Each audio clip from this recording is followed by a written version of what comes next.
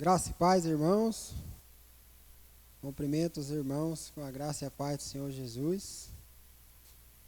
Irmão, nessa noite nós vamos ler Romanos, capítulo 5, versículo do 1 ao 5.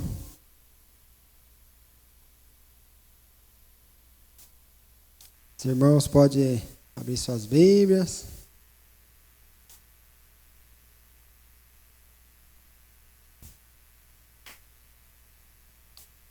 Então vamos lá, irmão. Tendo sido, pois, justificados pela fé, temos paz com Deus, por nosso Senhor Jesus Cristo, por meio de quem obtivemos acesso pela fé a esta graça, na qual agora estamos firmes, e nos gloriamos na esperança da glória de Deus. Não só isso, mas também nos gloriamos nas tribulações, porque sabemos que a tribulação produz perseverança, a perseverança um caráter aprovado, e o caráter aprovado, esperança. A esperança não nos decepciona, porque Deus derramou seu amor em nossos corações por meio do Espírito Santo que Ele nos concedeu. Amém, irmãos? Nesse momento, irmão, que nós estamos passando por essa pandemia, o Senhor nos fala que nós temos que perseverar. E não há outro lugar que nós podemos estar senão na presença do Senhor, aos pés da cruz. Vamos fazer uma breve oração, irmãos? Querido Deus e amado Pai, nós sabemos, Senhor, que não há outro lugar senão, Senhor, diante da Tua presença, Pai. Ó Deus, como é maravilhoso, Senhor, estar na Tua presença, te adorando, te exaltando, Senhor, porque nós sabemos, Senhor, que não há outro Deus que nós devemos adorar, Senhor, nessa terra, senão a Ti, ó Pai. Ó Senhor, nós também, Senhor, nessa noite, nós colocamos, Senhor, diante da Tua presença, Senhor, nossas famílias, os nossos filhos, Senhor, a vida, Senhor, do nosso pastor, da esposa dele, Senhor, para que eles possam, Senhor, estar, Senhor, debaixo das Tuas asas, debaixo das Tuas proteções, e que o Senhor possa, Senhor, nos acobertar, Senhor, com a Tua santa e poderosa presença, Senhor. Nós oramos assim, Senhor, em nome de Jesus. Amém.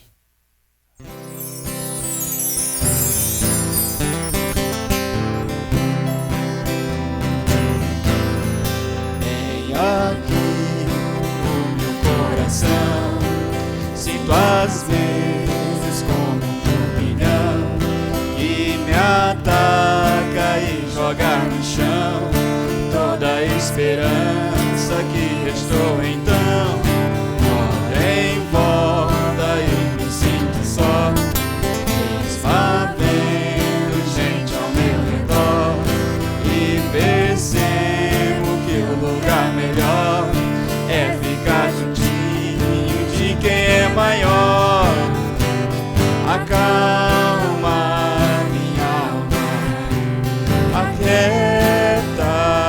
aí, o Pai tá cuidando de tudo pra ti.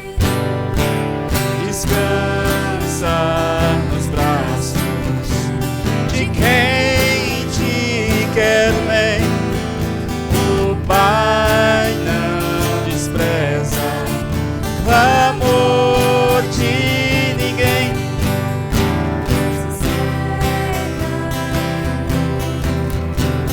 Entrega, espera, vai ficar tudo bem, tudo bem. E aqui no meu coração, assim, e no chão só vou me prostrar, porque minha alma quer lhe adorar. Os meus olhos olham para o céu, recordam que Deus é fiel. É de lá que o socorro vem, porque o seu cuidado sempre vai além, além. Amar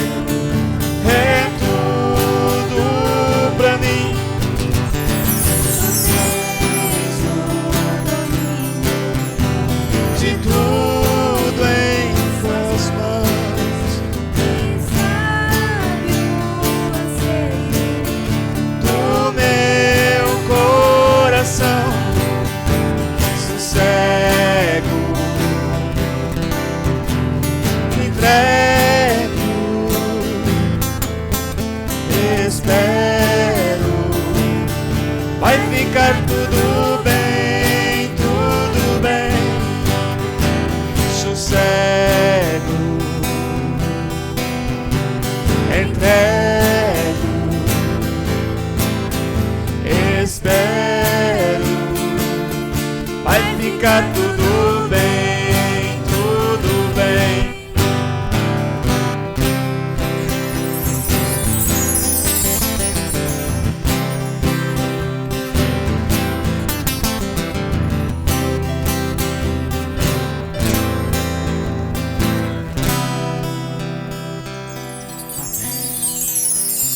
Glória a Deus.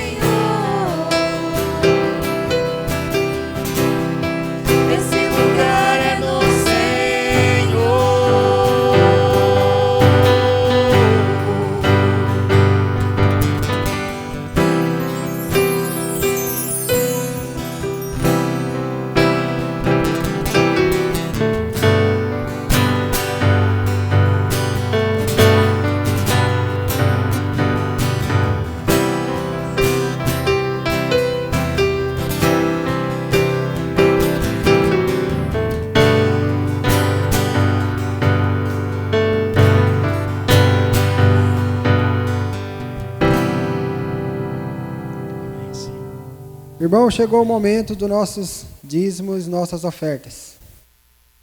Eu peço para que os irmãos abram suas Bíblias no 2 Coríntios 9, 7.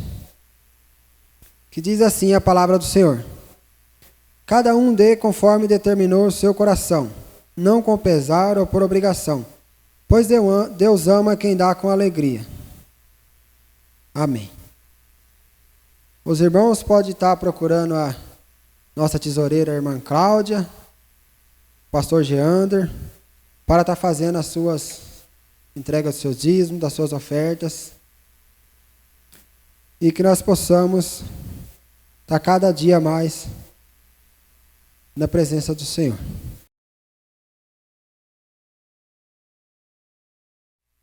Boa noite a todos, eu saúdo a cada um com a graça e a paz do Senhor Jesus.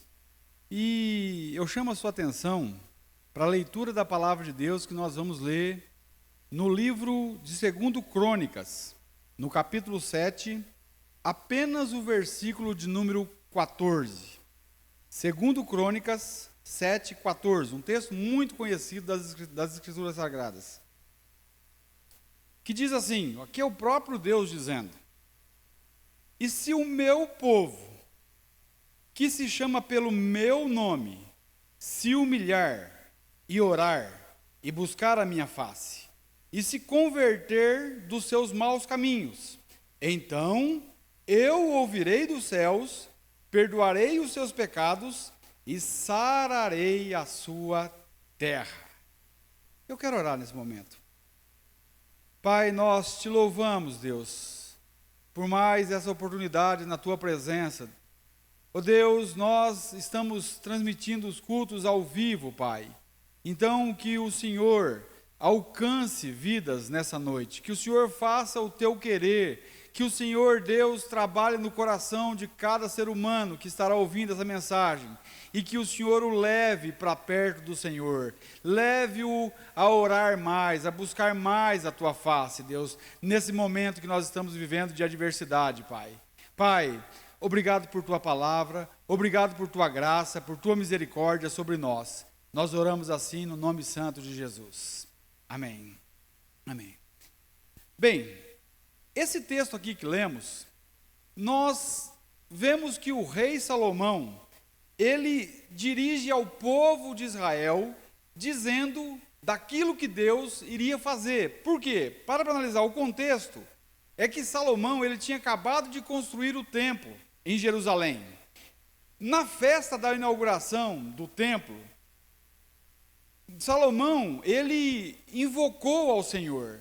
E a Bíblia vai dizer que desceu fogo do céu, olha só, e consumiu o holocausto, os sacrifícios que ali foram colocados. E o Senhor, ele encheu todo o templo, a glória do Senhor, uns falam a Shekinah de Deus, invadiu todo o templo, e o templo ficou todo cheio da presença de Deus. E o povo, diante dessa experiência maravilhosa com o Senhor, o povo se alegrou, o povo se prostrou diante de Deus e adorou o Deus bendito que nós amamos e servimos. Olha, Deus então, ele apareceu para Salomão e Deus fez uma maravilhosa promessa.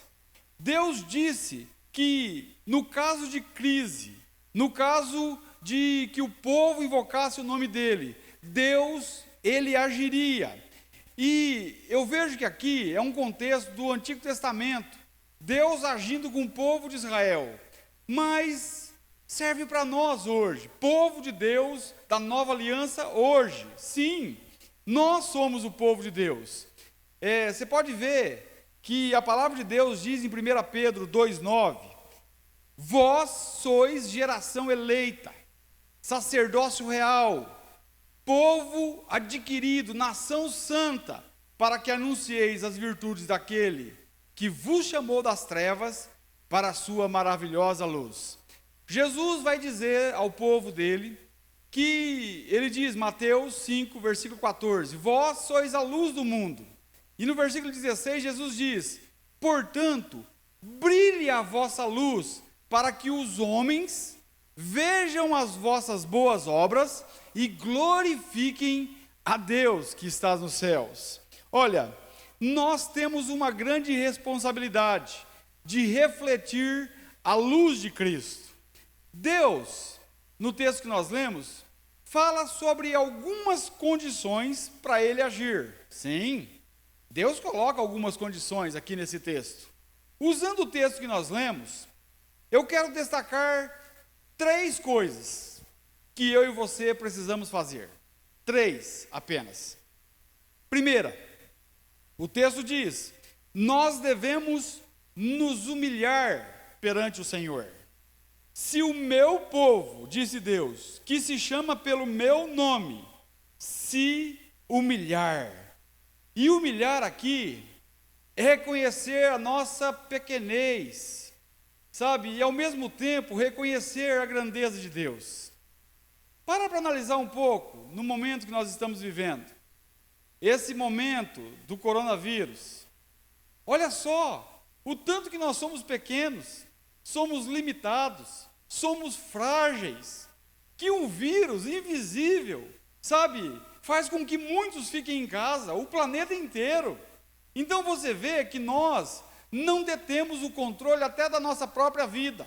E por isso nós devemos reconhecer que nós somos pó, que nós não podemos.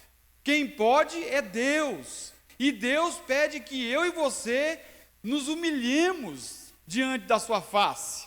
Olha, e com esse espírito humilde, o homem deve se achegar a Deus e colocar diante de Deus as suas petições. Lamentações 3, versículo 22, olha só o que diz aqui. O profeta Jeremias disse: as misericórdias do Senhor são a causa de não sermos consumidos, porque as suas misericórdias não têm fim, novas são cada manhã, grande é a tua fidelidade. Olha, nós dependemos de Deus, nós dependemos das misericórdias do Senhor. Sim, misericórdias, está até no plural, por causa da abrangência, do meio de Deus agir, porque Deus age e Ele é muito maior do que aquilo que nós possamos expressar. Muitas vezes nós achamos que nós temos o poder, mas entenda uma coisa, você e eu não temos o poder.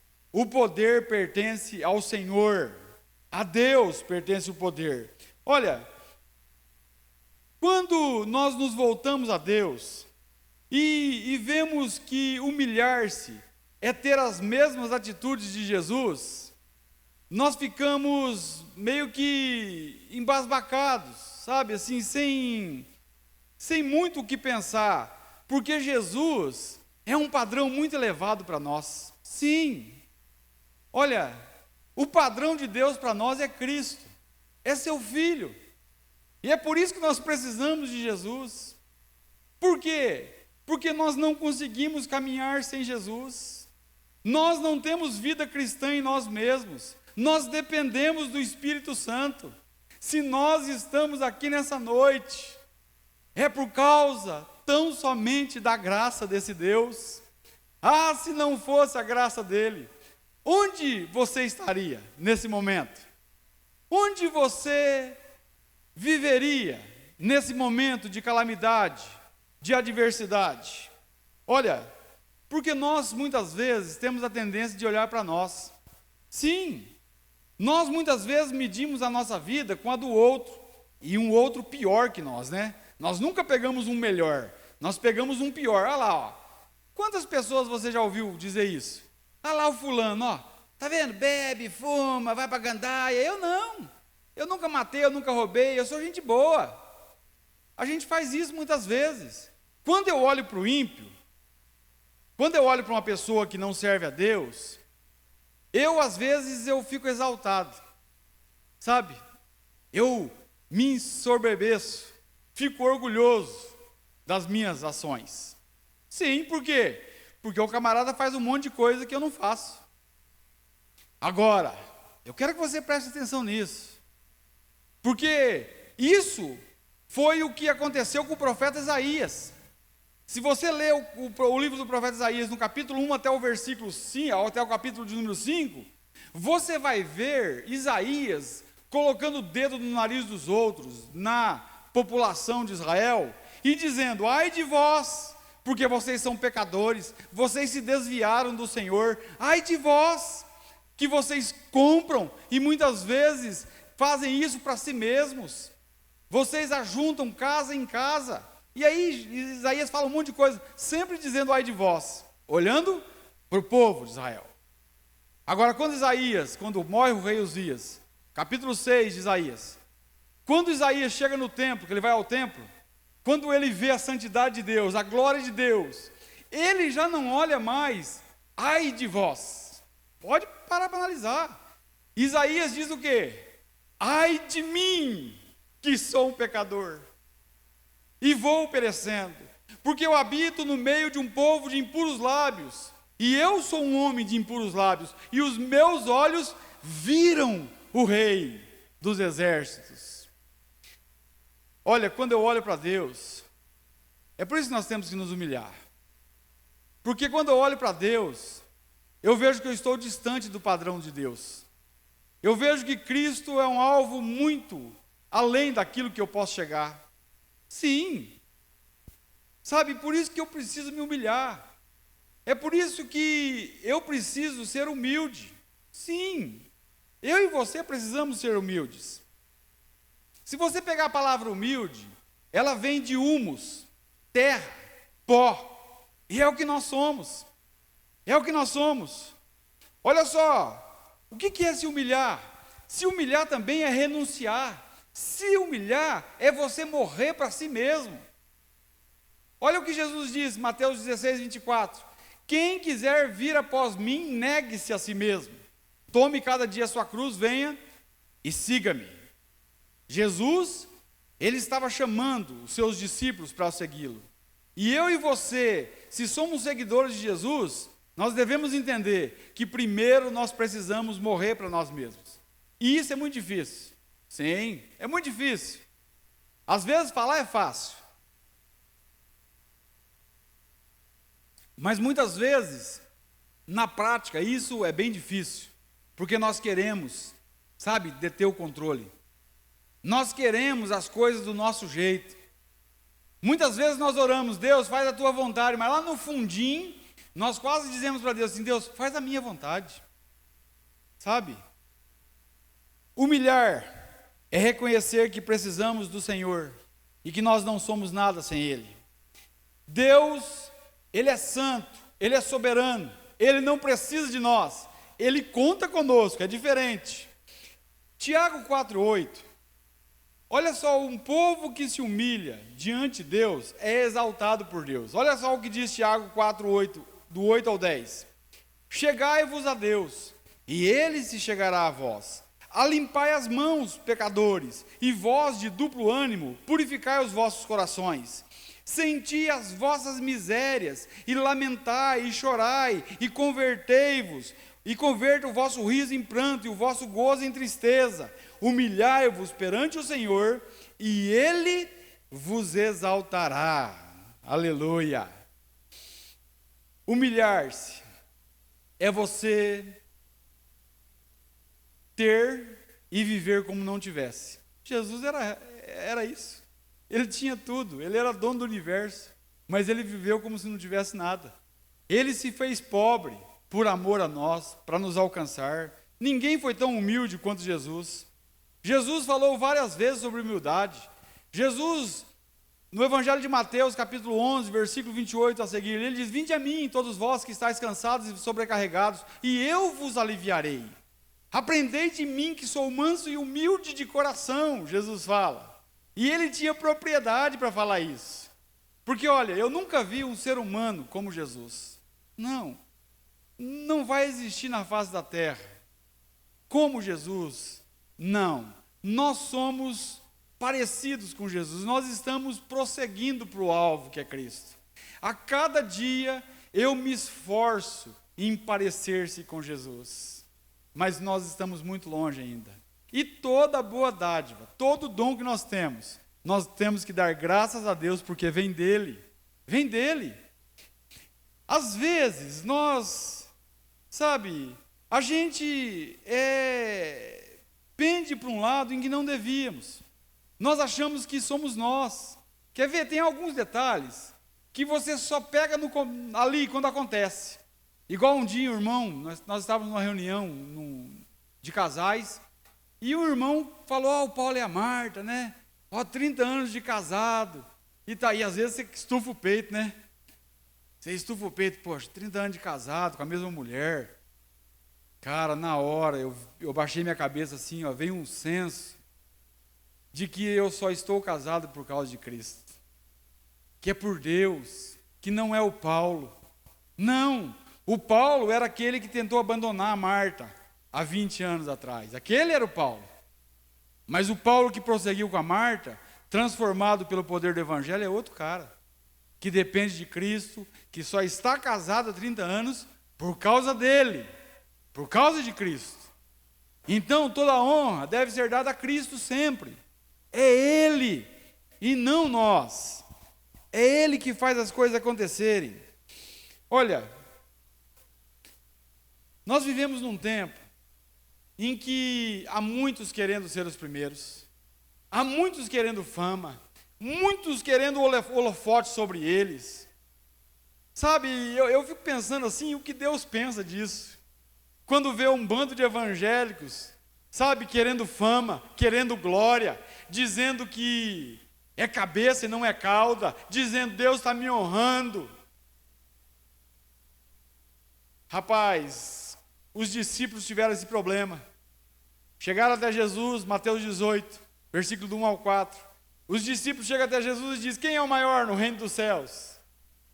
Jesus, mestre em pegar coisas do cotidiano e aplicar grandes lições, ele toma um menininho e põe no meio deles e diz, olha, se vocês não se converterem como esse menino, vocês de maneira nenhuma entrarão no reino dos céus. Portanto, se humilhem como esse menino.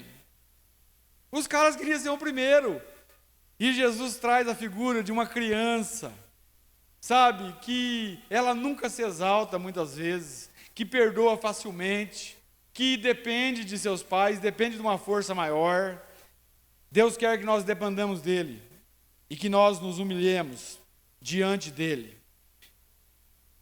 Olha, eu escrevi uma frase, um texto pequeno, até postei no Facebook, eu quero ler aqui para nós seguirmos, para a segunda lição.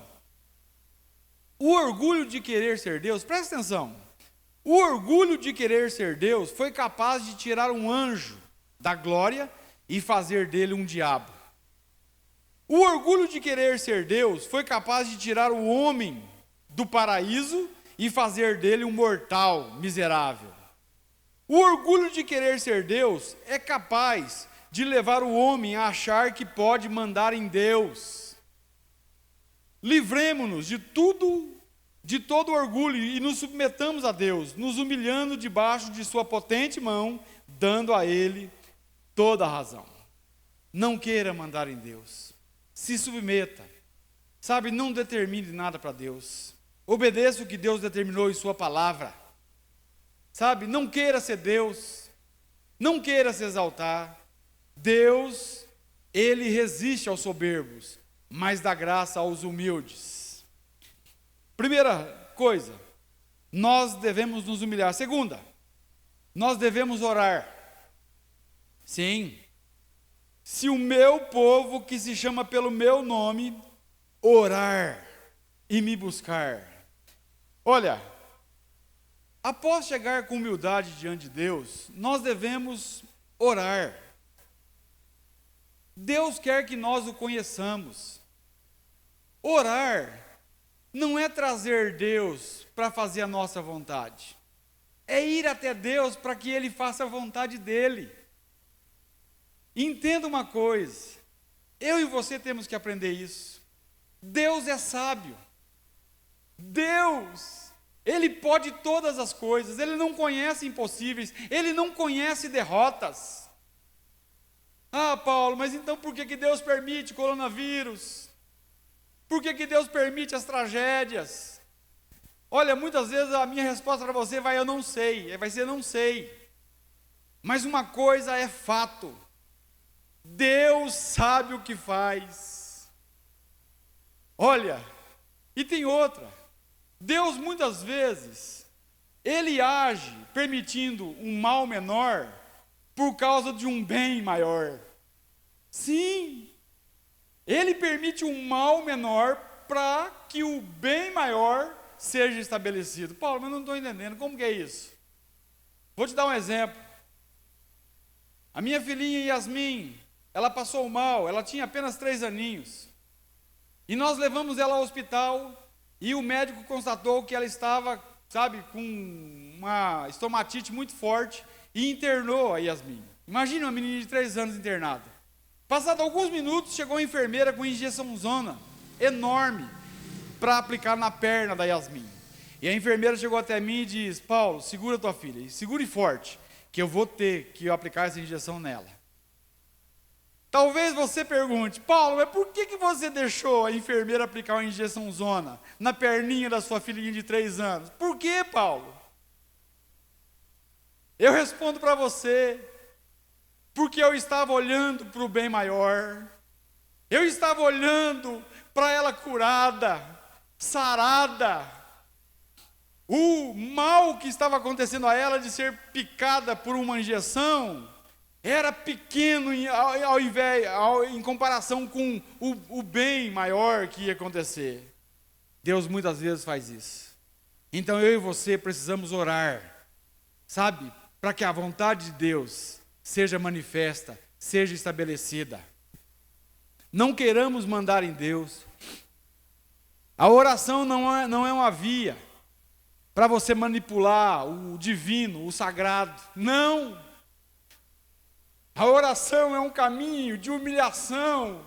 Quando eu chego diante de Deus com as mãos vazias, com o coração quebrantado, para que Deus faça o que Ele quiser da minha vida, o que Ele quiser da situação. É quando o nosso coração está em Deus e nós descansamos nele, independentemente do que vai acontecer. Você consegue descansar em Deus? Como têm sido as suas orações? As suas orações é mais uma lista de petição ou mais um recital de ação de graças? Nós, hoje, temos muita concorrência para a oração.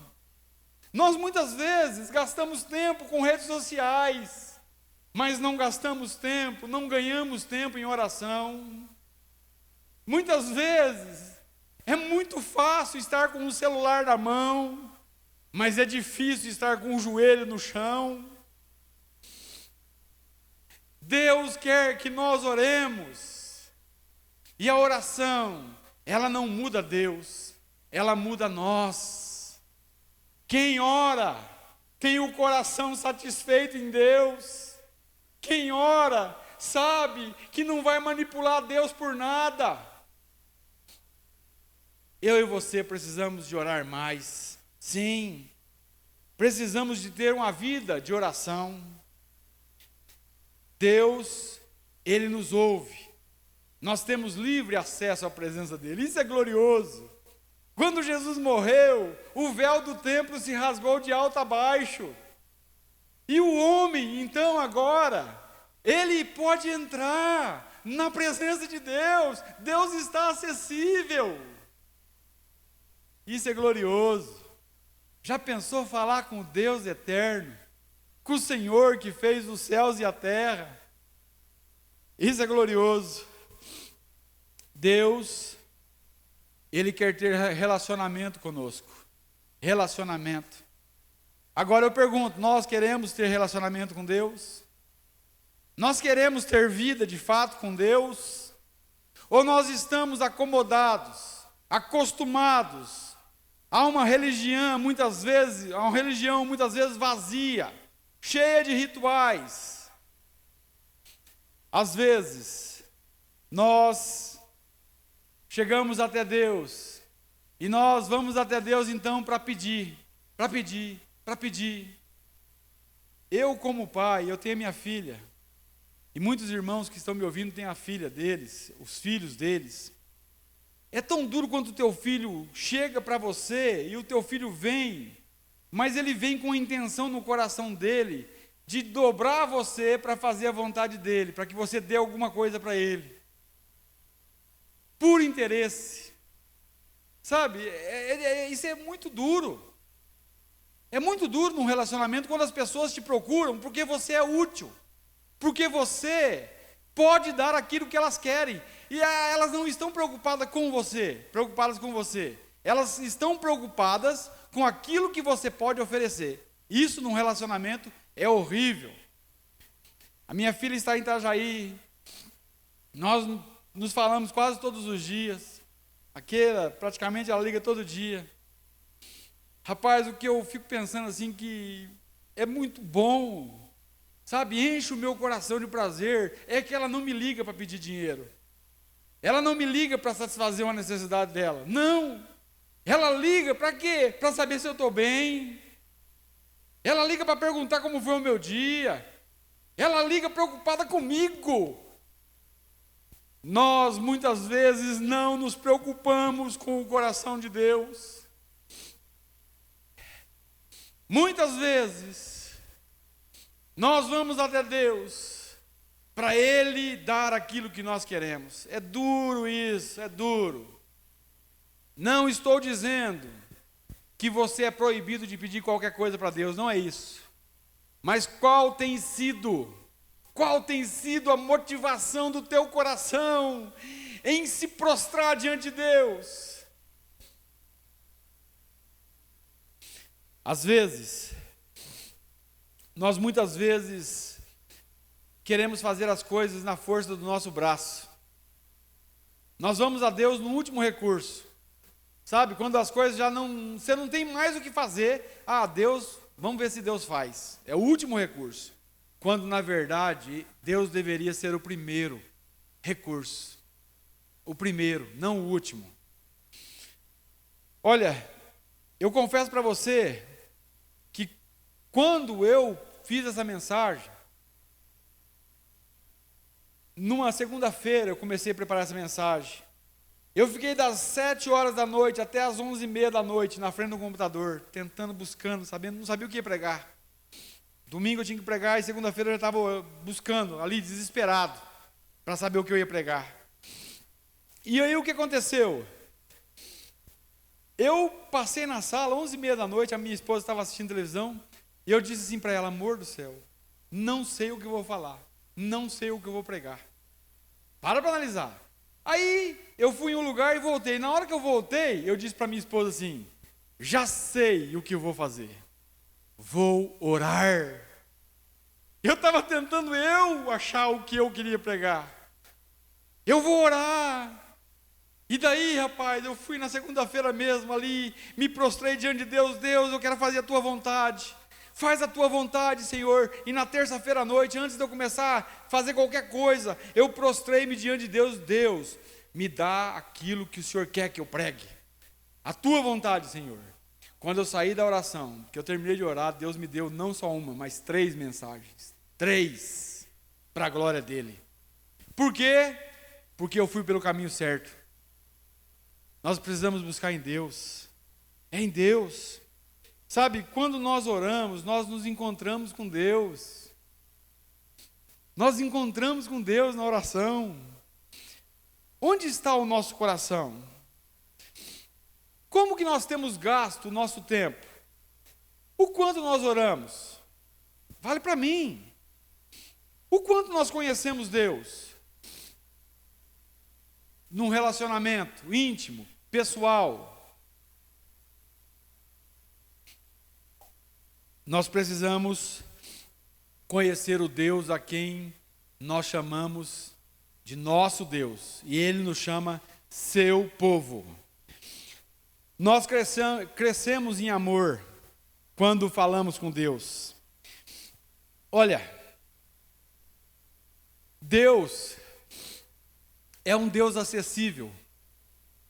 Deus é um Deus que quer, como eu já disse, relacionar-se conosco. Em Jeremias 29, do versículo 11 a seguir, Deus disse, sim, para o povo de Israel lá, Deus disse: pois eu bem sei os planos que tenho a respeito de vós, diz o Senhor.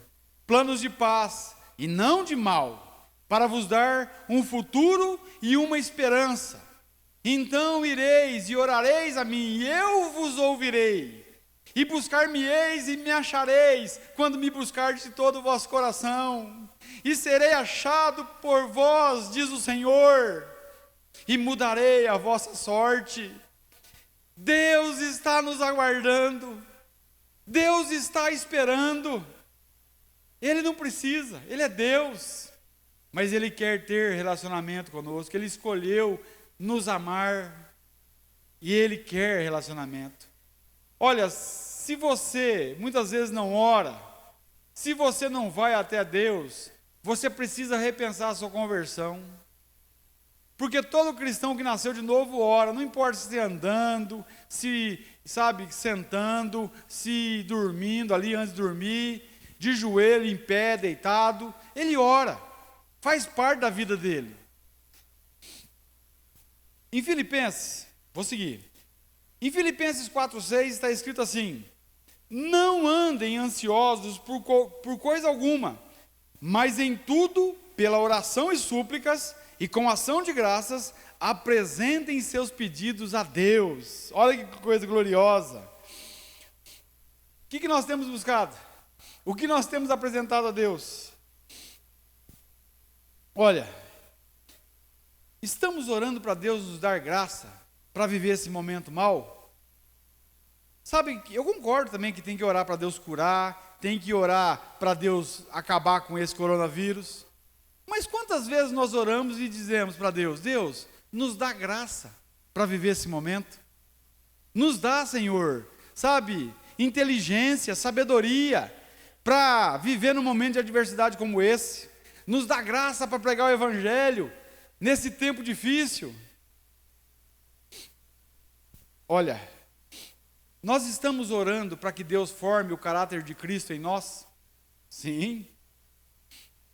Estamos orando para Deus salvar as pessoas? Nós estamos orando por nossa nação, pelos governantes? Nós devemos orar, a Bíblia vai dizer. E nós, segundo Timóteo mesmo, 1 Timóteo 2,5, 2, vai dizer isso aí. Que nós temos que orar por todos os homens. O que mais? Tiago 5,16 diz assim: confessai as vossas culpas uns aos outros e orai uns pelos outros, para que sareis. A oração feita por um justo pode muito em seus efeitos. De um justo, pode muito, e de muitos?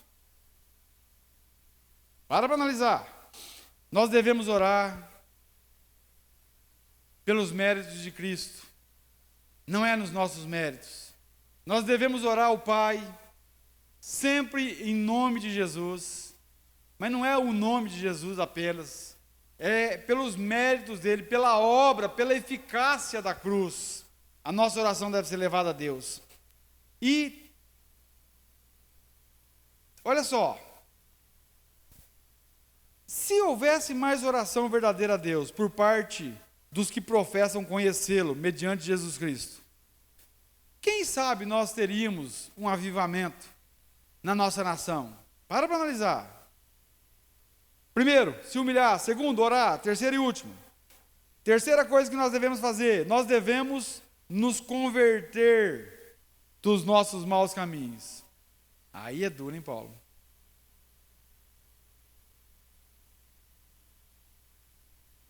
Porque muitas vezes eu vejo líderes convocando o povo para orar. Amém.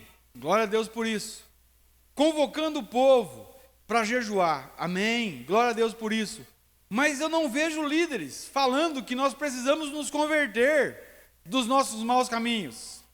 Para analisar. E é uma das coisas que Deus espera de nós. E aqui eu falo nós, é a igreja. Se você nasceu de novo, você faz parte do povo de Deus. E é para você essa mensagem.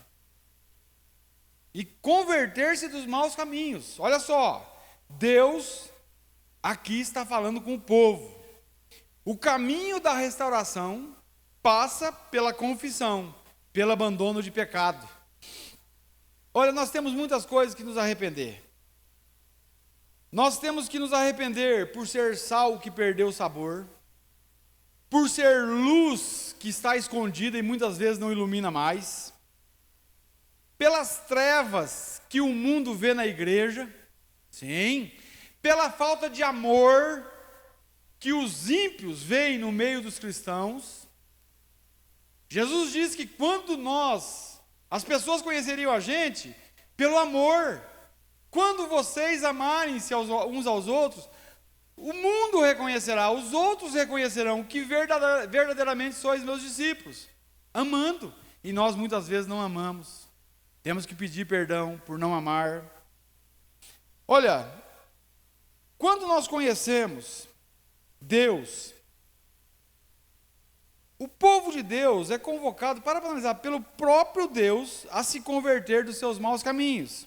E quando nós conhecemos o caminho do Senhor, nós podemos discernir o que pode e o que não pode nos afastar dele. Sim, todo aquele que nasceu de novo sabe isso, pelo Espírito Santo que mora nele. 1 Tessalonicenses diz assim, 5:22, afastem-se de toda forma de mal. Se afastar dos maus caminhos aqui é abandonar as velhas práticas do velho homem, é se despir do velho homem. É o que Paulo diz em Efésios 4, a partir do versículo 22, que quanto ao trato passado vos despojeis do velho homem e vos revisteis de Cristo, que é o novo homem. Conversão significa mudança de caminho, mudança de mente, mudança de vida. E aqui não estou falando da conversão de novo nascimento, sabe, da primeira conversão que nós tivemos. Não, eu falo aqui do processo de conversão, do processo de santificação de Deus nas nossas vidas. Nós precisamos abandonar o pecado e correr em direção à santidade de Deus. É um outro tema que muitas vezes não agrada, falar da santidade de Deus. Olha, uns levam para um extremo, que é o legalismo, e outros levam para o outro extremo, de que você estando debaixo da graça, tudo pode. Não é assim, não é. Existe um equilíbrio, sabe, existe vida com Deus. Deus é santo e Ele quer que eu e você, a cada dia, caminhemos em santidade, rumo a Ele, para perto dEle, cada vez mais próximos, buscando, tendo Ele como alvo maior. Conversão é voltar e mudar de direção. E aqui eu falo como igreja. A igreja, eu estou dizendo, não é um ou outro. A igreja chamada pelo nome de Deus deve fazer isso.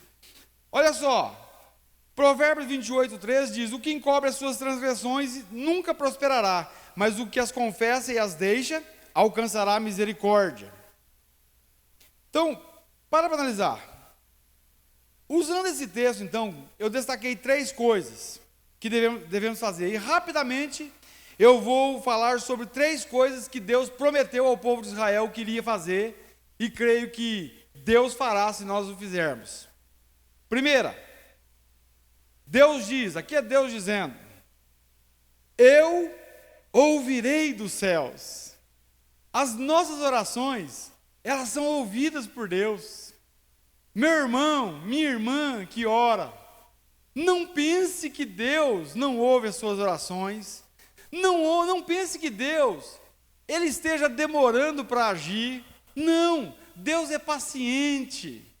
E outra, Deus faz do jeito dEle, e muitas vezes nós pedimos algo que não é da vontade do Senhor, tem isso também, mas creia, que existe um Deus bendito, sábio, que está ouvindo o que você fala para Ele.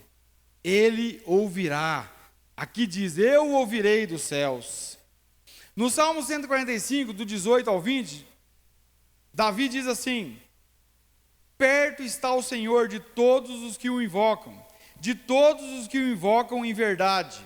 Ele cumprirá os desejos do que o temem, ouvirá o seu clamor e os livrará. O Senhor guarda todos os que o amam, mas todos os ímpios serão destruídos. O texto diz.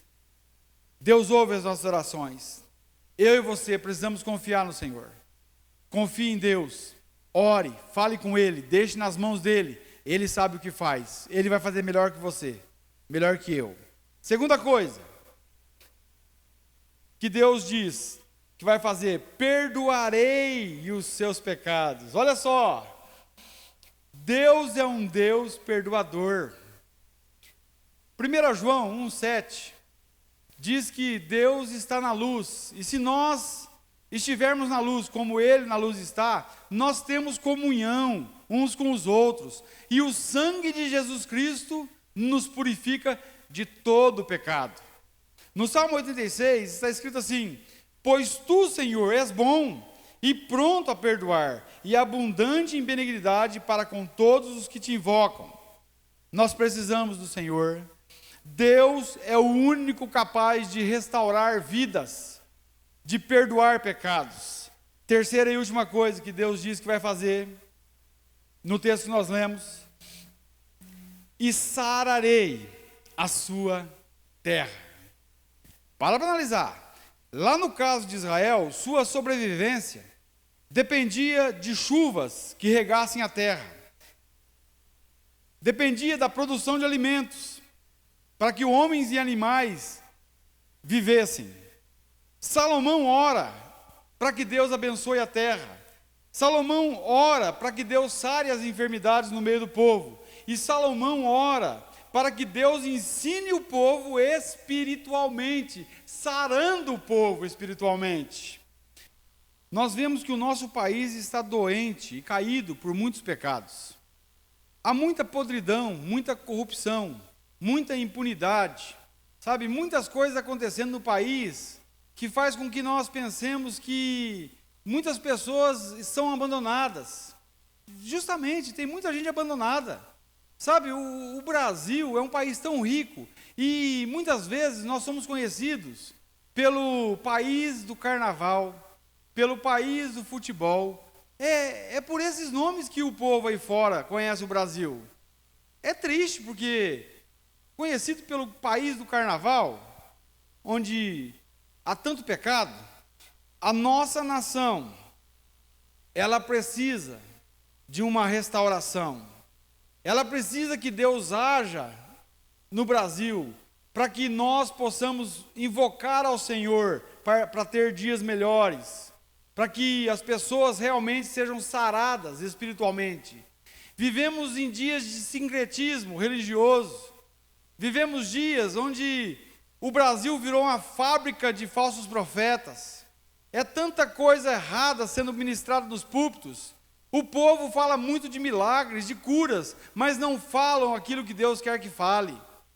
O Brasil, ele precisa ser alcançado pelo Senhor, para que Deus restaure realmente a nossa terra. Se nós voltarmos para Deus em arrependimento, em quebrantamento, sabe, querendo que Deus haja nas nossas vidas, começando por nós, não olhe, sabe, para todos, não olhe por você, olhe para mim, assim, na questão de, olha, se eu mudar, se cada um fizer a sua parte, Deus restaurando um por um, muitos serão restaurados e a nossa nação será sarada.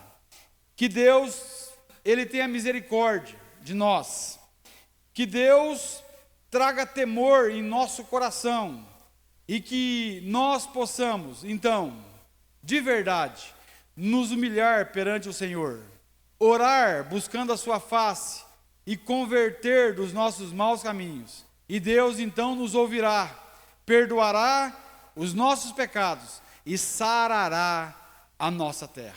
E eu quero orar, encerrando.